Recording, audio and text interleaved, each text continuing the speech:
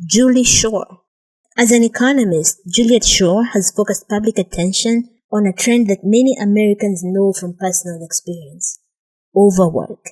Her best-selling book, The Overworked American: The Unexpected Decline of Leisure, finds that Americans now spend more hours working than at any time since World War II. In this interview, Shaw paints a vivid portrait of a consumer society fueled by advertising that leaves many overworked Americans feeling depressed. She describes alternative policies that would offer workers more choice, as well as her own efforts to limit the market's influence on her children. Question.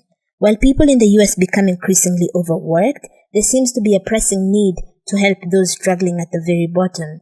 How do you think people gain a sense of social responsibility? What personal experiences have given you a sense of this social responsibility? Juliet. The dominant approach out there when it comes to issues of social responsibility is service and volunteering, coming out of traditions of noblesse oblige, the duty of the wealthy to help the poor. There are also traditions that address these issues from the point of view of doing what is socially just, in which each of us has our own obligation or role in terms of making society a more just and ethical place. It is this second tradition that I personally believe in, and that I worry is being crowded out by the first. The thing about the first is that it essentially leaves structures of privilege in place. It says in a world in which some people have so much, it is their duty to give a little more to the people below. It does not question the basic structures that lead to extremes of privilege and deprivation. Question. Why did you decide to research neo-consumerism? Was there a moment during your youth or education that significantly raised your concern about it? Juliet. When I came to Harvard in 1984, I had a standard economist's view about consumption issues, which was that more is better. It's a simple story. We should grow as fast as we can, and we can solve environmental problems through technology. Also, as a radical economist coming out of a Marxian economic tradition, I focused more on production. Historically, Marxists have tended not to think too much about consumption, particularly in fields of economics. I ended up completely revising my views and arriving at a very different point of view after first researching the workplace. My book, The Overworked American, is almost all about the workplace, the pressure on workers to work longer, and why people were not getting more leisure time. Despite incredible growth of productivity in our society, what I found as I started looking at the data was that workers were actually working longer hours. That left an interesting question about the income that people were getting and what they were doing with it, and why in surveys asking workers about the trade-off between money and free time, most people said they pretty much liked what they had and did not show dissatisfaction about hours of work. What I started to do was examine the spending side of it, because I thought that must be important in understanding why people are satisfied with the fact that they are working longer hours. I developed what I called the model of work and spend. What I found out was that people's preference about money and consumption adapt to what is happening in their lives. When surveys asked workers if they would rather have a raise or more free time, very large numbers of workers said they preferred the free time. But the system did not give that to them, giving income instead. They spent the income and became habituated to that kind of spending. When pollsters would go back a year or two later and ask the same question, people would again say they were happy with what they had. I argue that that happened again and again in the post-World War II era. This is the total reverse of the standard argument, which says people have preferences for consumption. They exercise those in the market and get what they want. The standard argument also says that the number of hours people work is a reflection of their preferences, so they are choosing the hours they work and are again getting just what they want. What I argue is that the system works in reverse.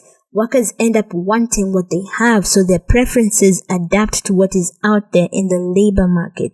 Given that there is a lot of rigidity in the system, workers have not had the opportunity to trade off productivity growth against leisure time. This relatively simple model just scratched the surface of the issue of consumption. Question. In the news, we often hear consumerism linked with a better economy. For instance, during holiday shopping season. Do you feel that is an accurate interpretation that consumer spending is the foundation of a healthy economy?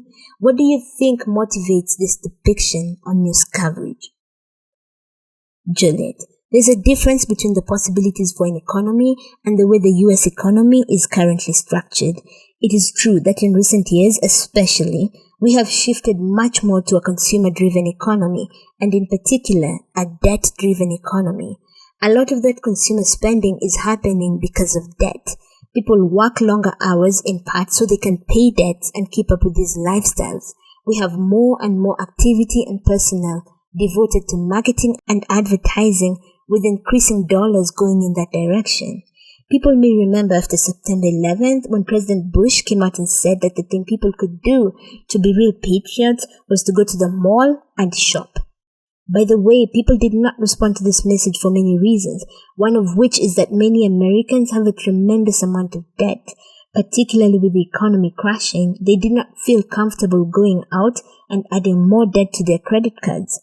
When people like myself and organizations like the Center for a New American Dream talk about issues concerning the relationship between consumerism and the economy, our view is that there's a precariousness to this form of economy and it has negative impacts we want to avoid, environmental impacts being central among them.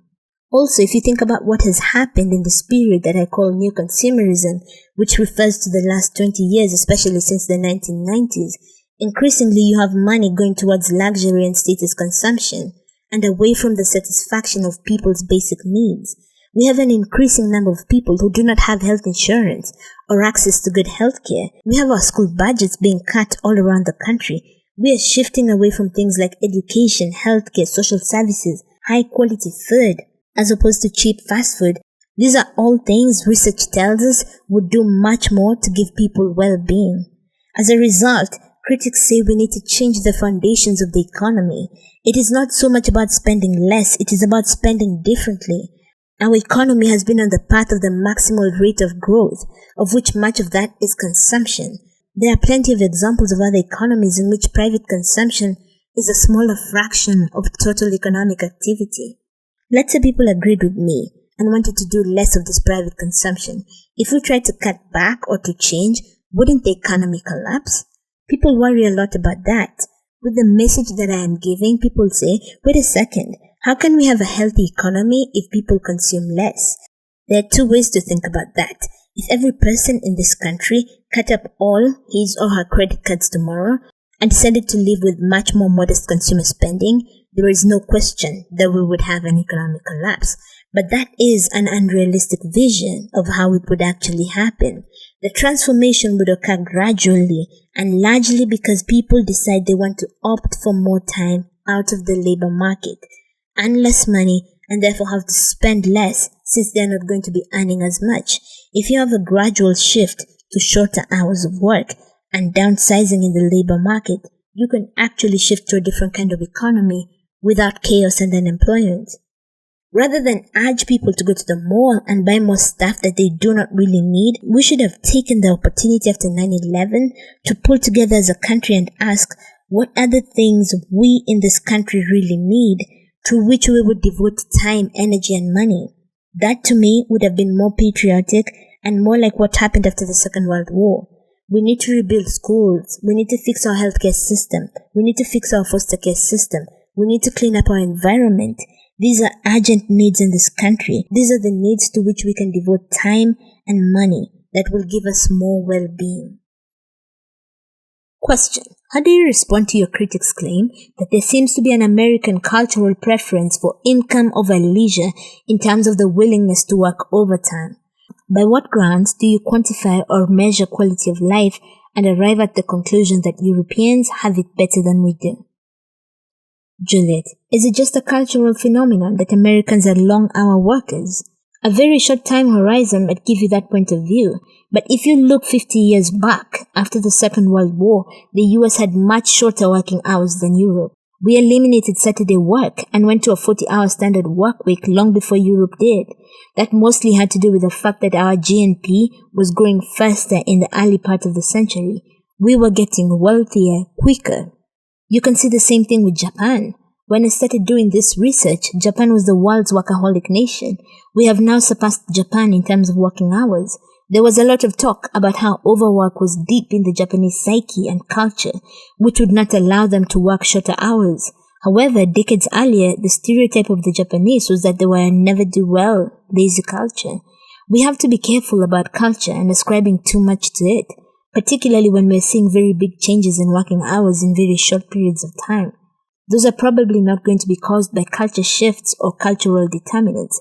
The more important factors have to do with some of the economic factors that are driving hours of work. One is the way in which employers have pushed the norm to higher work hours. Surveys looking at changes in work over the last 25 years show that employees report not only working many more hours, but also the intensity of work has increased. The expansion of work into private time has increased. There are some very specific driving factors for this in the US. For example, the demise of the trade union movement, which was the key driver of shorter hours of work before World War II. Unions are still a major factor in Europe, which explains why European working hours have fallen and American working hours have turned around. There is also no doubt that there is a history in this country of the so-called Protestant work ethic and that the US has been consumerist, leading the world in the development of mass consumerist culture. On the harm of materialist values. Juliet. Working long hours, watching a lot of television, shopping a lot, having materialist values, those things do not contribute very much to well-being. In some cases, they undermine well-being. For example, let's take consumerist values. There is now very extensive literature in psychology which shows that the more materialist you are, the more you care about accumulating stuff, the more you care about making money, the more priority you give to possessions and financial success over other things, the worse off you are. You are more likely to be depressed. You are more likely to be anxious. You will have lower self-esteem. You're also more likely to have stomachaches, headaches, and psychosomatic illnesses. You will have less of what psychologists call life vitality. There is a lot of literature on adolescents and adults that shows this.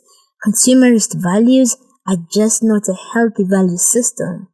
I have just completed analysis on middle school children, asking similar kinds of questions, measuring how involved they are in consumer culture, how much they care about having stuff and labels, and how much television they watch.